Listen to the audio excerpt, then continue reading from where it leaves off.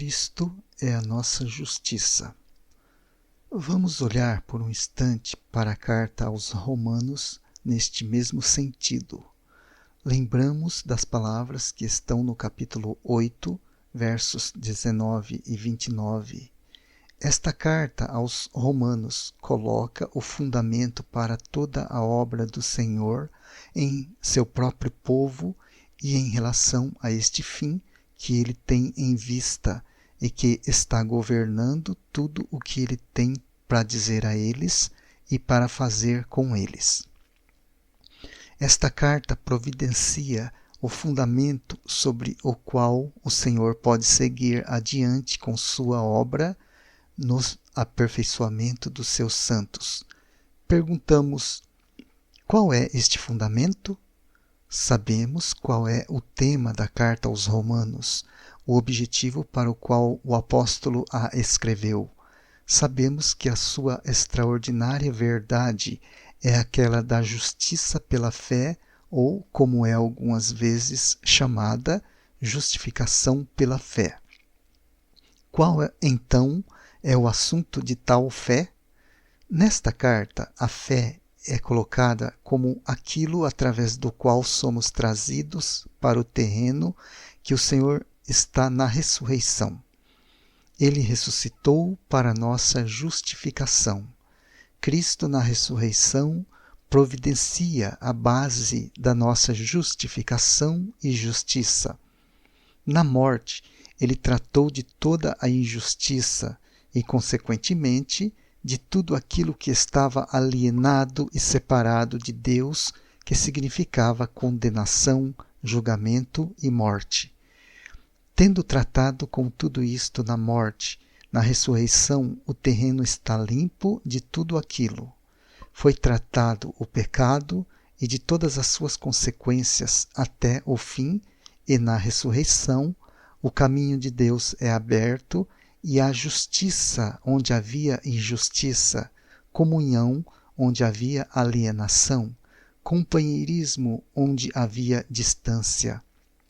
Cristo na ressurreição é a base da nossa justiça, e a fé no Senhor Jesus é aqui mostrada para ser aquilo pelo qual somos trazidos para o terreno que Cristo está, a ressurreição, e assim a relação com Deus é estabelecida no Cristo ressurreto e é estabelecida inabalavelmente. Este é o glorioso assunto deste capítulo, como você observa. Queremos obter a força total das palavras no final do capítulo 8. Os versos 35 a 39 devem ser considerados em conjunto com os versos 31 a 34. Agora você vê que esta base inabalável, esta união inseparável, esta vida indestrutível é por causa do que o Senhor Jesus realizou em sua morte e ressurreição e daquilo que ele é à mão direita de Deus. Penso que pode haver tempos quando ficamos hesitantes em citar essas palavras ao final de Romanos 8. Tivemos um pouco de tremor interior quando ensaiamos dizer essas palavras e seguintes: nem a morte, nem a vida, imaginando se estávamos sendo um pouco impertinentes, um pouco ousados, ou, ao mesmo tempo, não poderíamos ser colocados à prova e descobrir que, afinal de contas, que o nosso uso das palavras não era diferente da afirmação confiante de Pedro: seguir-te-ei até a morte. Teríamos dificuldade na declaração. Confesso que isto foi verdadeiro quanto a mim, porém hoje estou alegre em dizer que não há necessidade de hesitação. Há um fundamento que foi colocado e fixado, inabalável, na morte e ressurreição do Senhor Jesus. Este fundamento é a expressão do amor de Deus em Cristo Jesus para mim, não o meu amor por Ele, não alguma coisa que eu tenha feito ou possa fazer, não é algo que está em mim ou que eu possa produzir, mas é tudo aquilo que Ele é, que Ele fez, que Ele tem dado e que Ele tem estabelecido em sua própria pessoa à destra de Deus. Isto é amor divino, e isto foi feito para ser colocado sobre você e sobre mim, a quem Ele conheceu de antemão. Ele fez tudo isso em relação a nós. A coisa está terminada e não há qualquer poder no universo de Deus que possa alterar isto, que possa mudá-lo, que possa abalá-lo. É algo que Deus fez. É uma manifestação do seu próprio amor em Cristo, o qual nada na criação pode tocar, e isto está ligado com a eleição de Deus. Por isso, quem intentará acusação contra os eleitos de Deus? Este capítulo alcança o ponto onde temos colocado a fé em Deus neste terreno. Esta fé nos traz para o terreno do Cristo ressuscitado, e isto significa que não há um ser que possa nos acusar. Que posição! Você pode encontrar muitas faltas em mim. Eu posso encontrar algumas faltas em você. Podemos ver muitas coisas que ainda são nossas imperfeições. Porém, você não pode me condenar e me separar do fundamento de minha justificação. Você pode encontrar todas as faltas que possam ser encontradas e pode continuar a fazer isto para o resto de sua vida. Porém, você não pode abalar o fundamento da minha justificação diante de Deus. Você não pode tocar aquela posição de minha experiência com Ele. O sangue de Jesus Cristo estabeleceu e ratificou isto para sempre. Se você puder remover Jesus Cristo de seu lugar à destra de Deus, então você pode destruir o fundamento da minha salvação, da minha justificação. Mas você não pode fazer isto. Está fixado no céu, nele. Estar firmemente arraigado no fundamento é essencial ao pleno conhecimento. O Senhor coloca isto como nosso fundamento. É uma garantia que é nossa através da fé pela graça de Deus. Esta é a mensagem da carta aos Romanos. A graça de Deus para nós em Jesus Cristo provê tal fundamento que ninguém pode nos acusar, ninguém pode nos condenar. Não há qualquer poder neste universo que possa causar distúrbio naquilo que Deus fez para nós em Cristo. A palavra nos diz para assumirmos o nosso lugar em fé em relação a isto. Não diga, as provas, as dificuldades, as adversidades, os sofrimentos, a vida, a morte, os principados e todas essas coisas. Elas realmente fazem tal diferença para nós. Elas vêm sobre nós, elas nos afetam e nos perturbam e chegamos a sentir que não amamos tanto ao Senhor como o amávamos antes, que não estamos mais em comunhão com o Senhor como uma vez já estivemos e sentimos que as coisas mudaram. Mas isso não é verdade.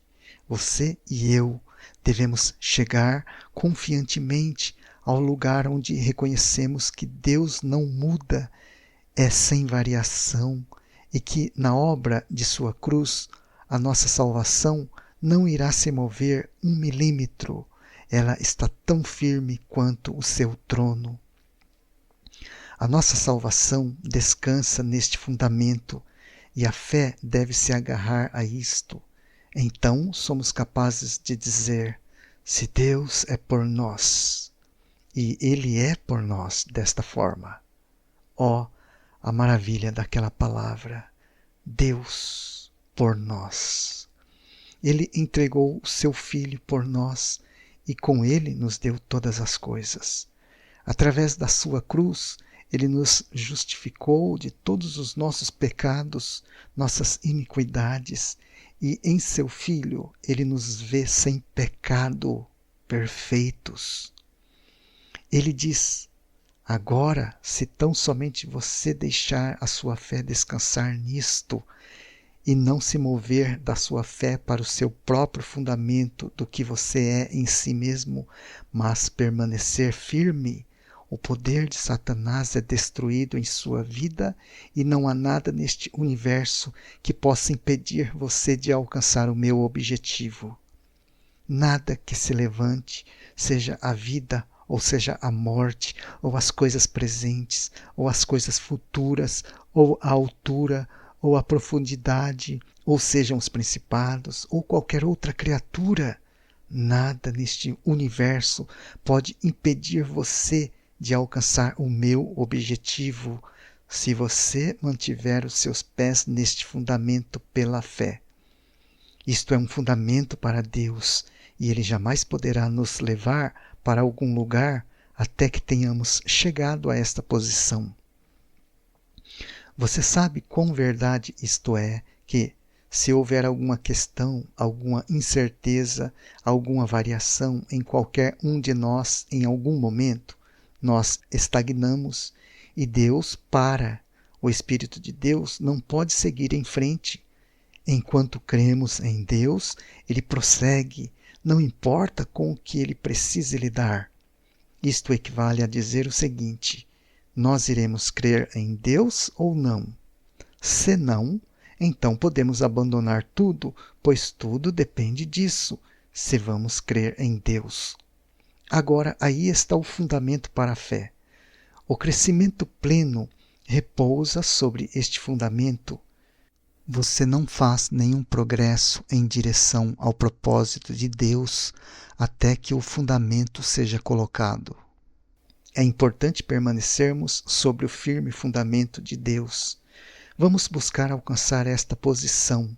É uma palavra para crentes e, mais do que nunca, uma palavra para hoje, que possamos chegar ao lugar onde reconheçamos que Deus é totalmente isento de variação.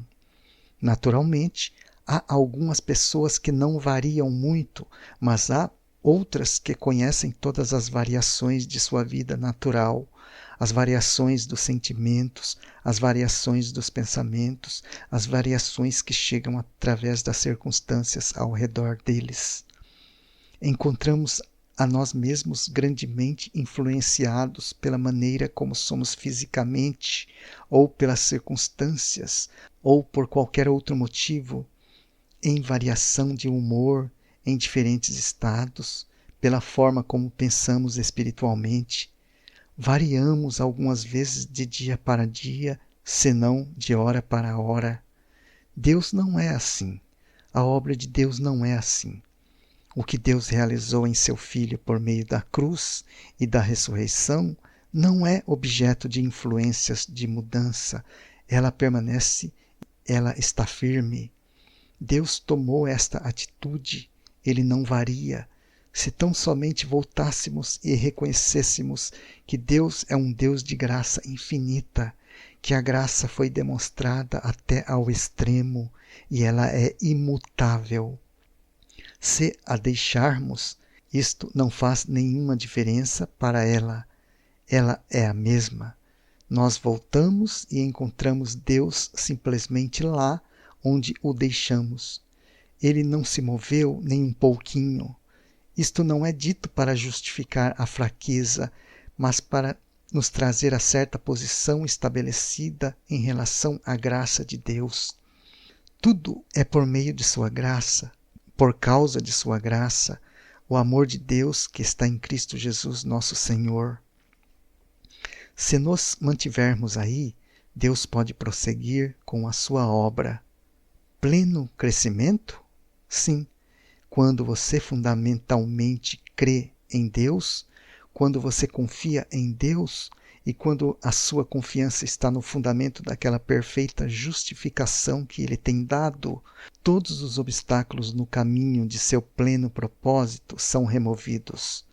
A carta aos Romanos fala disso.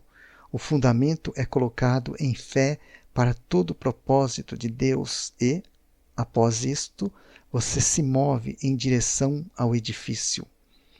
As outras cartas têm a ver com os fatores do crescimento pleno quando o fundamento é colocado.